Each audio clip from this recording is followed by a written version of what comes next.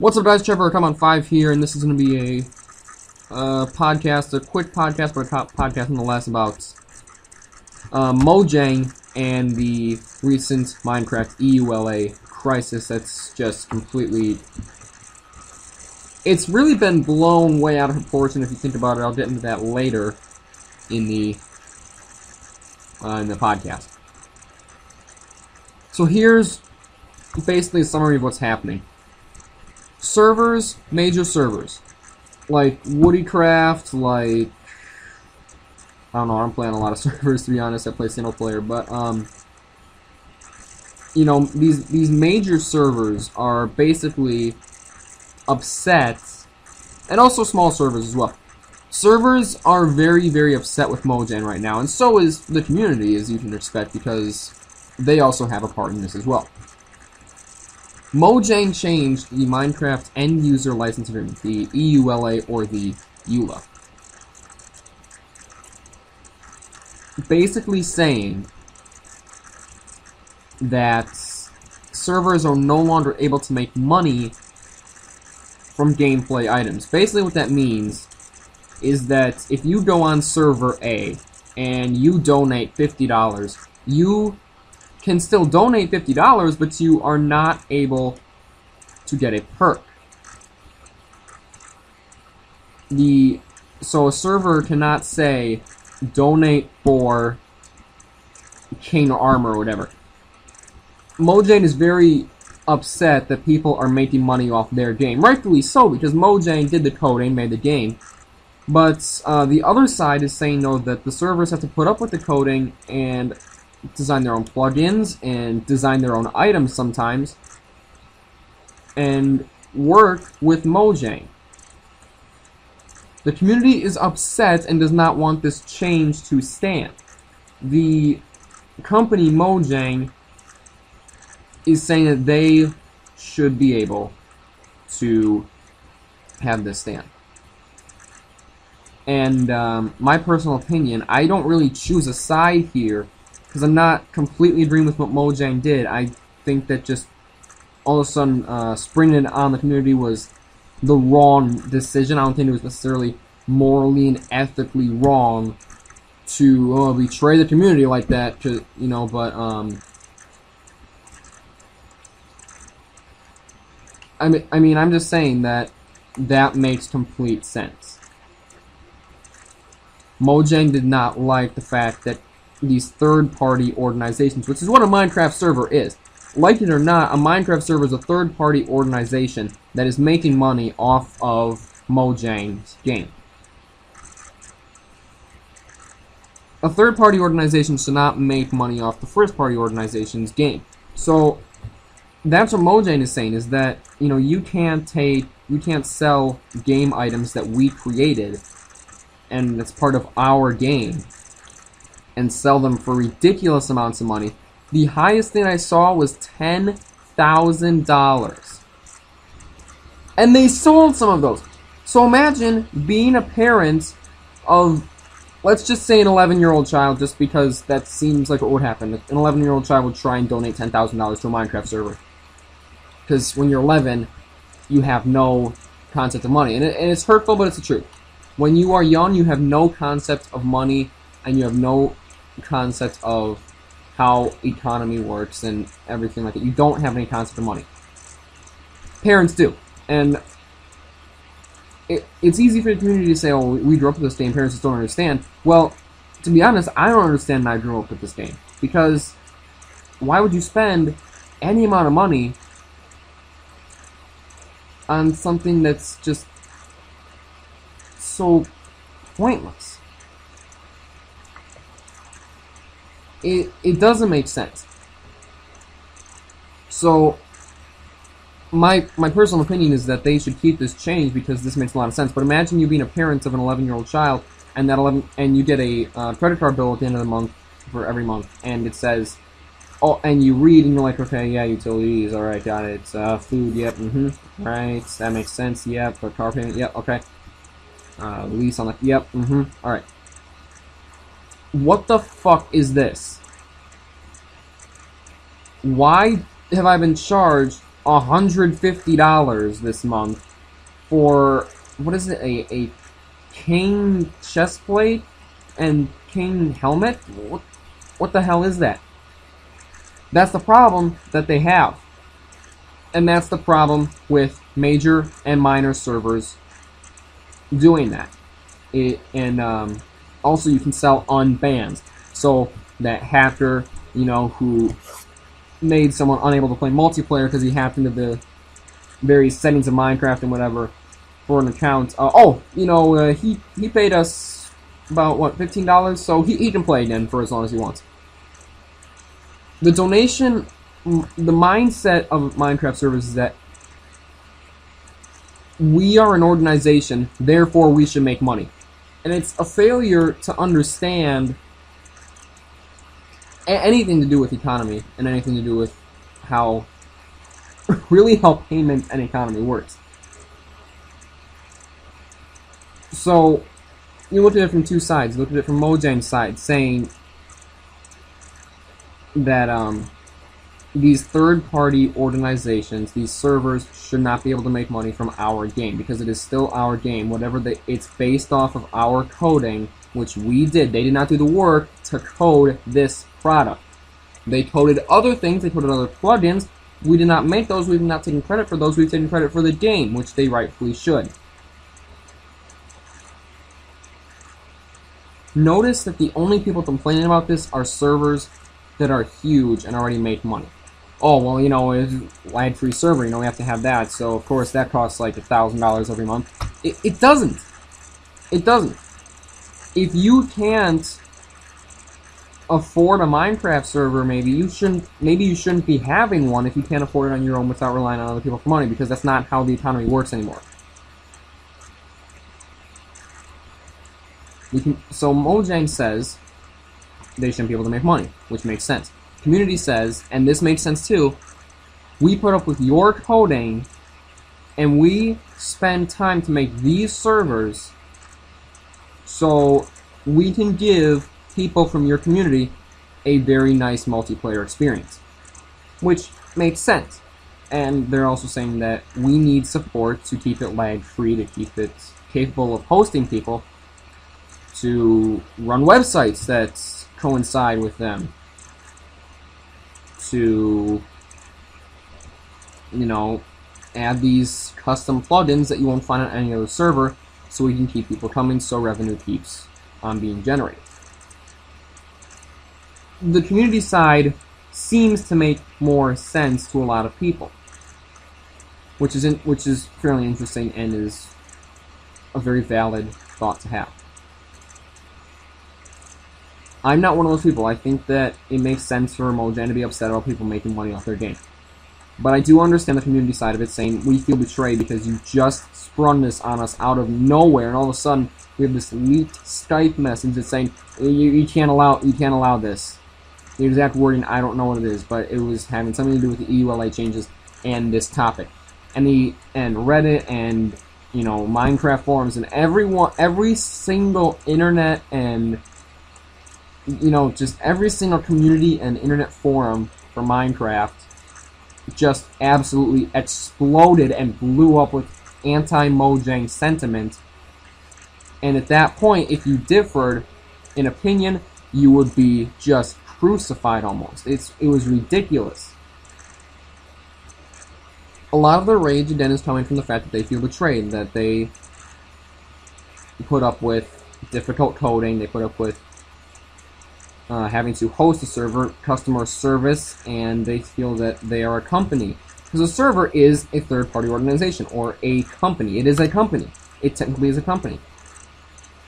Woodycraft is a company. Oasis 360 was a company. It may not have LLC after it, but it is technically a company because it is generating revenue from customers.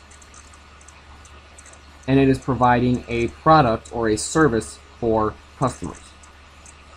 It's a company. And they're saying we're a company, we should be making money. Not every company makes money, and that's another thing. The biggest problem, though, that the community has with this, again, is the fact that this was sprung on them. It was not there was no prior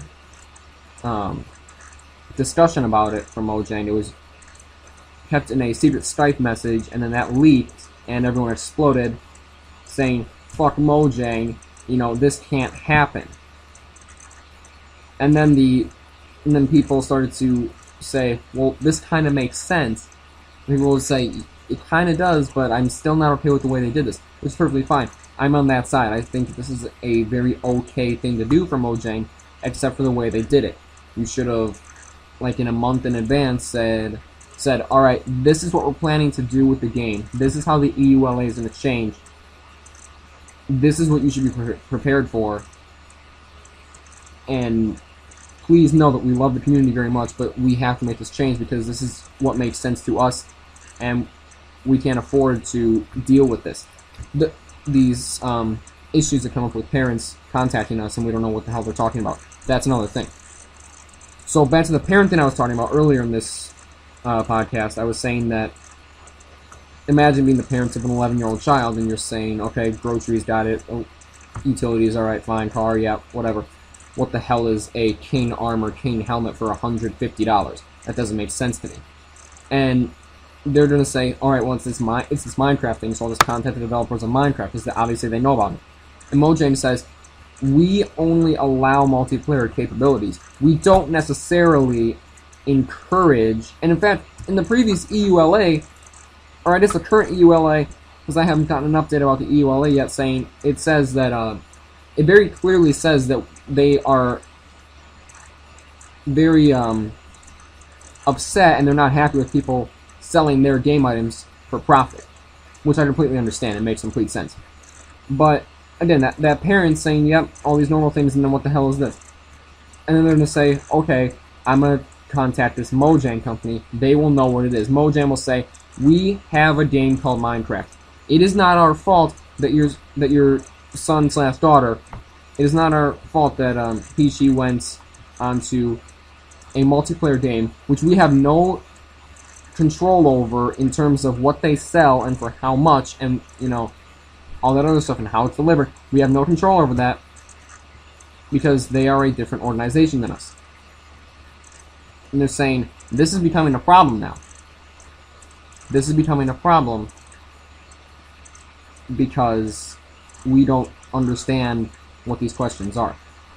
We're saying, we only have a single-player game with multiplayer capability and many different things that you can do in single-player, but we have never encouraged people to purchase our game items from a different organization.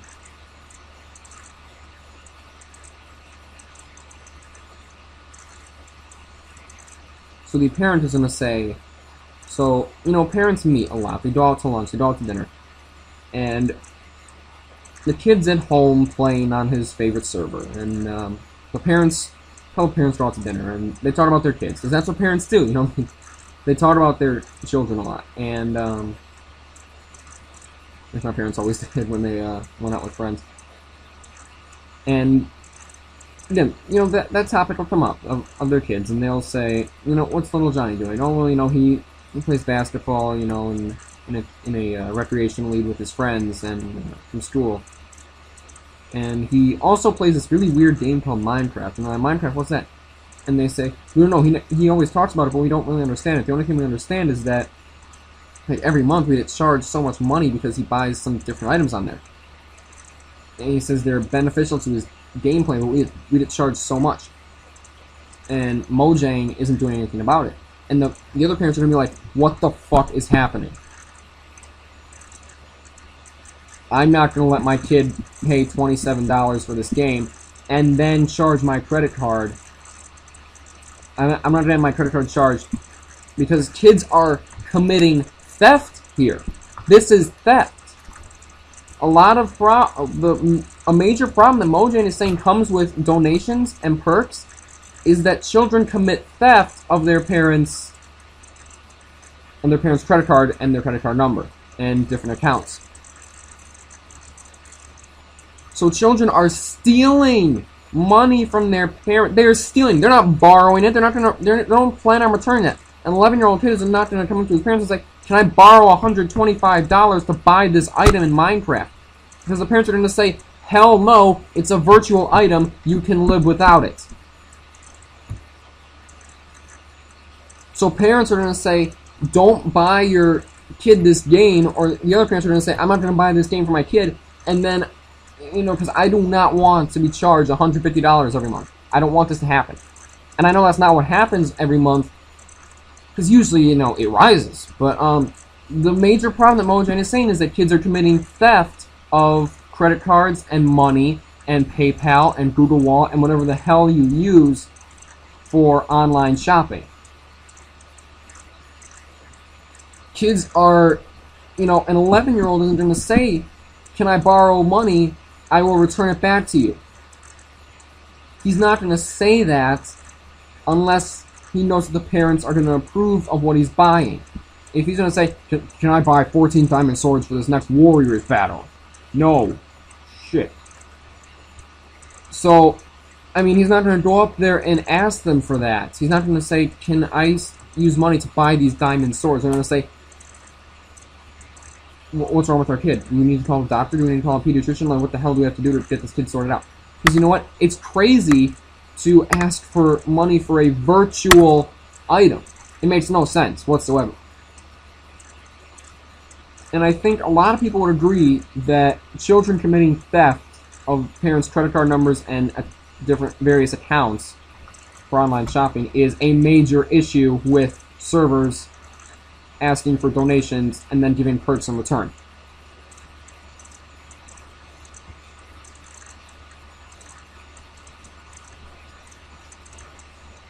A major, and then the community is more upset about how this was given to them, but they're also, and let's talk about these major servers first, and then the minor servers, and then I'll just wrap it up.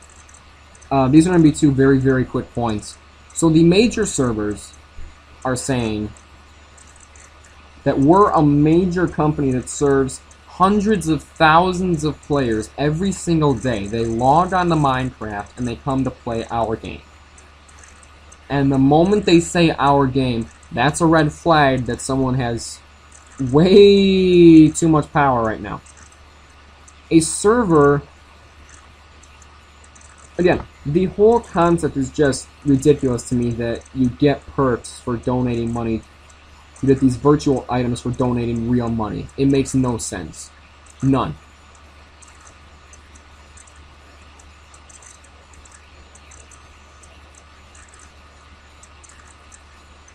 These major servers say that in order to keep serving 100,000 people every day, hundreds of thousands of people every day, and growing the game in popularity, which is very arguable, I don't think that servers had much influence. I think they had influence on over 15 million downloads, but I don't think it's as much as they say it is. I think a lot of it is the appeal of Minecraft and the fact that you have to find stuff to make things, and there's a sense of accomplishment in there. But that's beside the point. These servers say we grew popularity for this game. We deserve money for this. We deserve money for our work that we put in here to customize these plugins. We deserve money for trying to have lag-free servers, and we deserve money trying to run these websites that are very hard to run. We deserve money for putting up with customer service. We deserve money for millions of other things. And I don't necessarily agree with that. You don't have to have a lag-free server. Because you know what? I play on servers sometimes that say they're lag-free. They have the most fucking lag I've ever seen in my life. Absolutely the worst. It's been incredible to see how much lying these servers do when it comes to lag issues. And they censor, some servers I go on censor forum posts and shoutbox messages when someone says, I'm having a lag issue, can you please help me with this?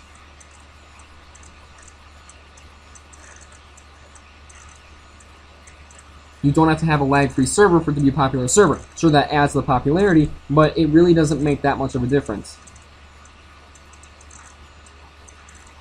The custom plugins part, sure, that part actually makes sense because that is hard to do. That is coding.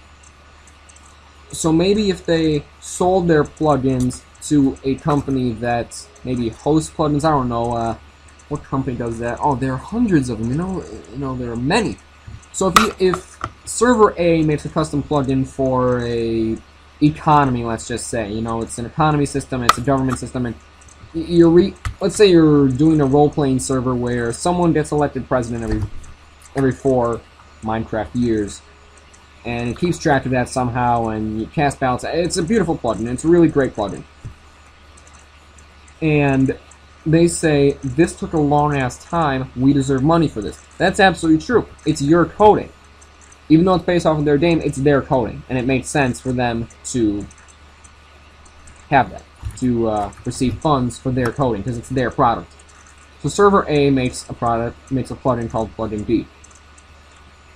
Bucket, the plugin website with many plugins on it, one of the many plugin websites that you can go to. They say, this is really cool, we should probably get this on our website and get more downloads. Server A says, okay, we'll sell you plugin B for this much. And depending on the price, Bucket will say, fuck you. Or they'll say, this is a very good price and we'd love to buy this from you. The server would still make money. That's the thing. You don't have to ask for donations, really. Customer service ads, it's customer service, I'm not going to even get into that. I mean, it's just customer service. It's not that big of a deal. And that's really it for the major servers. Those are the arguing points that they have, and only one of them is a fairly relevant thing. Small servers have one argument, and it's a very good argument, and it's that we're so small, we can't design our own custom plugin. We can't have a lag-free server. We can't do any of those things that those major servers have. But if we get donations, then it makes sense. Sure, donate to them. Donate to them. You can still donate to people. You just can't get perks for your donations. So, that'll stop donations completely. No, it won't, because if someone really likes a server, they will donate to it. They will. If someone really loves the server, if small server B is loved, it will get donations. It does not make any difference. If you get a perk, more people will donate because they want that perk. But to really see who's going to play on your server, it's really, if someone really likes your server, they will donate without asking for perks. They will. And it's kind of a simple concept when you think about it.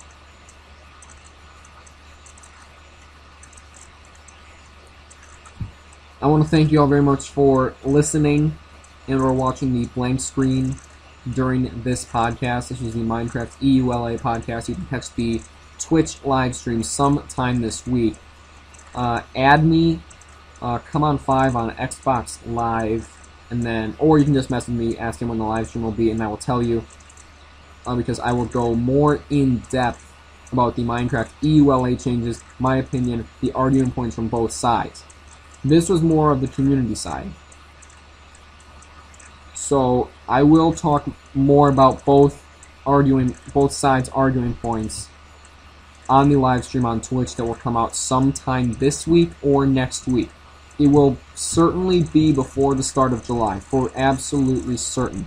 There are multiple things I'm doing with other podcasts and with other games, but I will go into more detail. So I thank you all again very much for listening to this. If you like the podcast, subscribe to this channel if you want to hear more podcasts. And also comment down below, what podcasts do you want to hear about next? Do you want to hear about Minecraft? Do you want to hear about GTA? Do you want to, what do you want to think? What do you want to hear about? So again, thank you all very much for listening. Subscribe for more podcasts and comment with which podcast you want me to do next. Otherwise, I'll make my own decision, and I guarantee you'll be mad about that, but whatever. So, thank you all very much, and have a great day.